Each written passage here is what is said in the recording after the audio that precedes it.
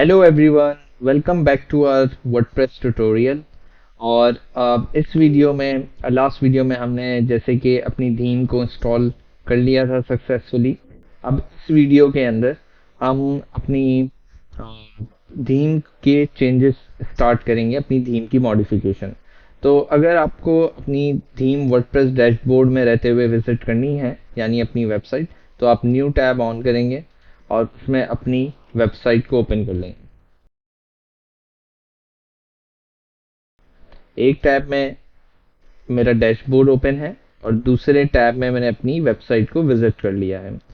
सबसे पहले हम ये करेंगे कि हम अपनी वेबसाइट का लोगो चेंज करेंगे।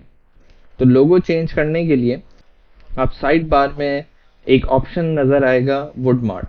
वुडमार्ट पे आप अपना माउस लेके जाएंगे और माउस ले जाने के बाद आप क्लिक करेंगे हेडर बिल्डर के ऊपर।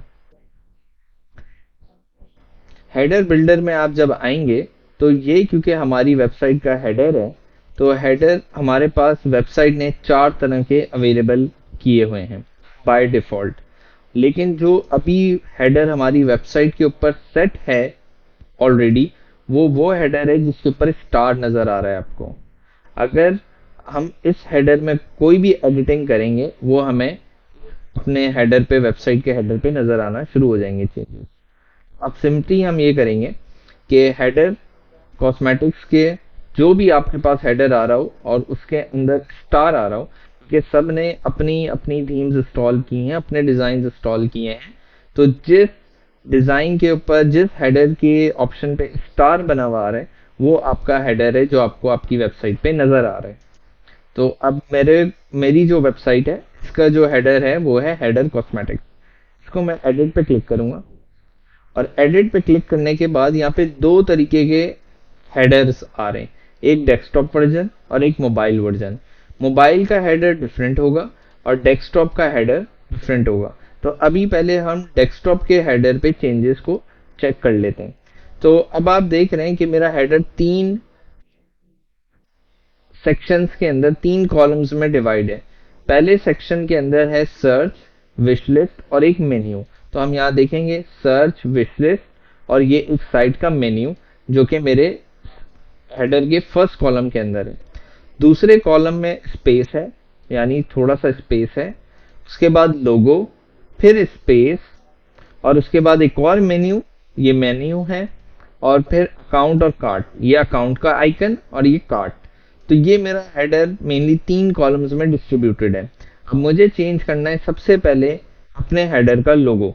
तो लोगो चेंज करने के लिए मैं एडिट पे क्लिक करूंगा और एडिट पे क्लिक करने के बाद यहाँ पे एक ऑप्शन है अपलोड इमेज।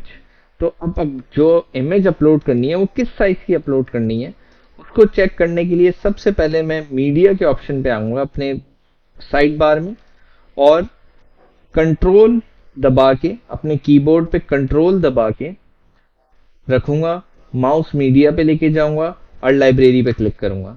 तो अगर मैं कंट्रोल दबा के लाइब्रेरी पे क्लिक करूंगा तो ये एक न्यू टैब में लाइब्रेरी खुल जाएगी, यानी उस पेज को कुछ भी नहीं होगा और एक न्यू टैब के अंदर मेरी लाइब्रेरी ओपन हो जाएगी। तो वेबसाइट की मॉडिफिकेशन करते हुए ये रूल फॉलो करना होता है कि आप हर चीज नए टैब में खोलें ताकि आपका प्रीवियस टैब डिस्टर्ब ना हो।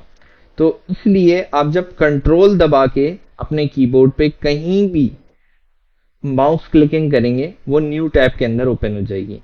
अब मैंने जो ओपन करे है वो लाइब्रेरी है। अब लाइब्रेरी में आप देखेंगे मेरे पास इमेजेस आ रही हैं बहुत सारी। लोड मोर पे मैंने क्लिक किया है तो नीचे और इमेजेस आ गई हैं मेरे पास। मैं लोड मोर पे क्लिक करा है और इमेजेस आ गई हैं नीचे। फिर लोड मोर पे क्लिक करूंगा तो और इमेजेस। तो लास्ट में मुझे मेरा लोगो नजर आ रहा है जो कि है वुडमार्ट।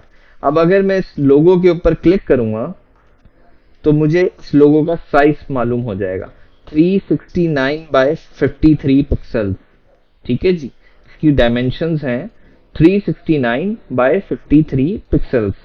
इसके लिए अब मुझे एक लोगो डिजाइन करना है जो इस डायमेंशंस के ऊपर एडजस्ट हो जाए। तो मेरे इसके लिए पहले हम लोगो डिजाइनिंग के लिए कैनवा ओपन कर लेंगे एक न्यू टैब में, canva.com, और उसको लॉग इन कर लेंगे अपने जीमेल अकाउंट से।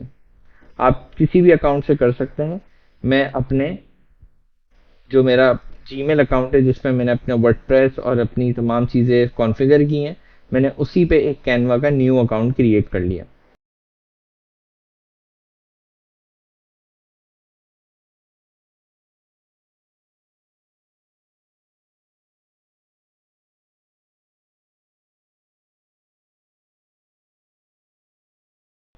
ठीक है जी, मैं कैनवा में आ गया हूँ और कैनवा में आके मुझे कस्टम साइज चाहिए।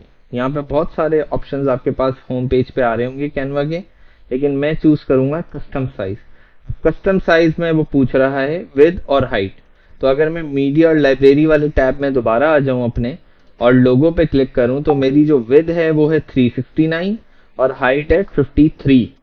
तो 369 बाय 53 पिक्सल्स। ठीक है जी, पिक्सल्स। तो यहाँ पे भी px मतलब पिक्सल्स। Create new design. ये मेरा जो है विद और हाइट के साथ डिजाइन के दरमियान मेरा लोगो फिट होना चाहिए। मेरी वेबसाइट का नाम है ब्रिलियंस डिजिटल। तो मैंने यहाँ से टेक्स्ट सिलेक्ट करा है साइड बार से, और मैं अब देख लेता हूँ मुझे कौन सा टेक्स्ट बेहतर नजर आ रहा है जो कि मैं अपने ब्रांड के लिए रख सकता हूँ। तो मैंने किया है ये वाला टेक्स्ट, इसको मैं अनग्रुप कर रहा हूँ। जब आप कोई भी टेक्स्ट यहाँ से सिलेक्ट करते हैं, अक्सर औकात टेक्स्ट ग्रुप्ड होता है। तो आप जब अनग्रुप पे क्लिक करेंगे तो वो अलग अलग हो जाएंगे, सेपरेट हो जाएंगे। ठीक है जी, तो इसको मैंने कर दिया ब्रिलियंस डिजिटल। ठीक है, और इसका मैं अब साइज, अब आपने इसको करना है, इतना बड़ा साइज करना है कि ये पूरा फिट हो जाए, दोनों टेक्स्ट के दरमियान फिट हो जाए। दोनों का जो साइज है वो ज्यादा बड़ा छोटा ना हो, दोनों सेम रहे। ठीक है, इस तरीके से करना। ये सेंटर अलाइन हो गया इसका, और ये, अब मैं अगर साइज मैनुअली करना चाहूँ तो मैं ये कर सकता हूँ कि मैं इसको क्लिक करूंगा, यहाँ आ रहा है 28.6, और जब यहाँ क्लिक कर रहा हूँ यहाँ आ रहा है 28.4, तो इसको भी 28.6 कर दूंगा। ठीक है जी, अब इनको सेंटर अलाइन करना है मैंने।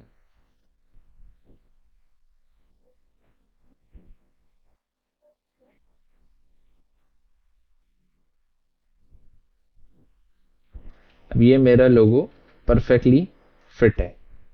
ठीक है जी, मैं इसको डाउनलोड कर लूंगा।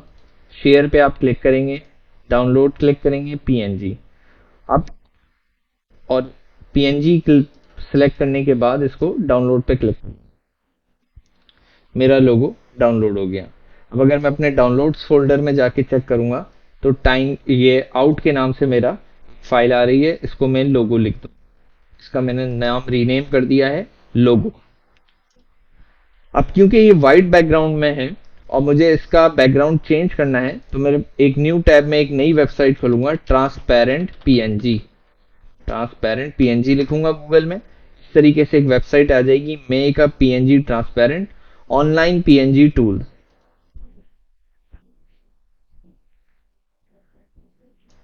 वेबसाइट को स्क्रॉल करूंगा, click to load an image, इसके ऊपर क्लिक करूंगा और अपनी लोगो वाली फाइल सेलेक्ट।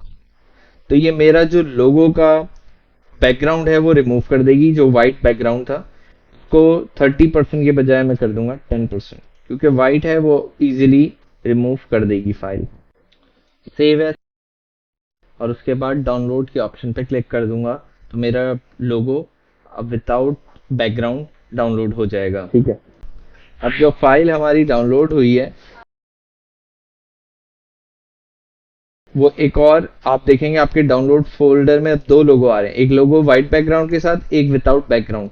इसको भी मैं, अब जो व्हाइट बैकग्राउंड वाला है उसको मैं डिलीट कर देता हूँ, और जो बैकग्राउंड वाला है उसको मैं रीनेम कर देता हूँ लोगो से। अब इस लोगो की फाइल को हम दोबारा से अपने हेडर बिल्डर वाले टैब में आ जाएंगे, जहां हमारी इस तरीके से हेडर को हम एडिट कर रहे थे। लोगो पे एडिट पे क्लिक करेंगे, लोगो इमेज में जाके अपलोड के बटन पे क्लिक करेंगे। अपलोड के बटन में सिलेक्ट फाइल, और लोगो सेलेक्ट करने के बाद अपलोड कर देंगे और यूज दिस इमेज पे सेलेक्ट कर लेंगे। ठीक है जी। इसी तरीके से ए जनरल के अंदर हमने अपलोड कर दिया, मैं इसको सेव करूंगा और यहाँ सेव हेडर पे क्लिक कर दूंगा। अब जो टैब जिसमें मेरी वेबसाइट खुली हुई थी, उस टैब की वेबसाइट को मैं दोबारा रीलोड करूंगा। तो आप यहाँ देख रहे हैं कि हमारा लोगो चेंज हो चुका है। अब आप जब इसको स्क्रॉल करते हैं तो ये जो हेडर है, ये आप देख रहे हैं ये गायब नहीं हो रहा, ये पूरी वेबसाइट के ऊपर चल रहा है एक साथ। यानी ये स्टैटिक हो गया है और ये स्टिक हो गया है और वेबसाइट जो है नीचे से मूव कर रही है। इसको कहते हैं स्टिकी हेडर। एक है मेन हेडर और एक है स्टिकी हेडर। तो आप चाहें स्टिकी हेडर का लोगो भी चेंज कर सकते हैं। यानी अगर मैं स्टिकी हेडर में आके अपना कोई और लोगो सेलेक्ट कर लूं, यानी मैं ब्रिलियंस डिजिटल नहीं चाहता, स्टिकी हेडर में मैं वुडमार्ट का लोगो सेलेक्ट कर लेता हूं फॉर एग्जांपल।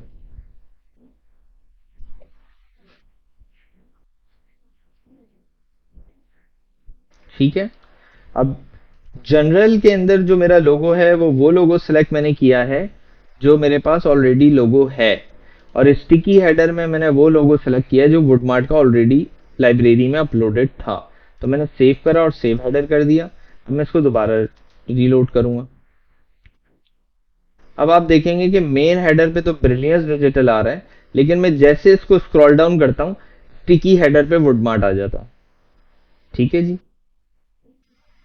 तो मेनली जब भी आप हेडर सेलेक्ट करते हैं, हेडर में चेंजेस करते हैं, आपने दोनों जगह अपना लोगो सेलेक्ट करना है। रिमूव पे क्लिक करके मैंने वुडमार्ट के लोगो को हटा दिया है और दोबारा अपना ब्रिलियंस डिजिटल का लोगो सेलेक्ट कर लिया है। इसको मैं सेव करूंगा और सेव हेडर कर दूंगा। ब्रिलियंस डिजिटल डॉट प्रो का लोगो अब मेरे मेन हेडर पे भी नजर आएगा और मेरे स्टिकी हेडर पे भी नजर आएगा। ठीक है। इस तरीके से मैंने अपना लोगो चेंज कर लिया है वेबसाइट का।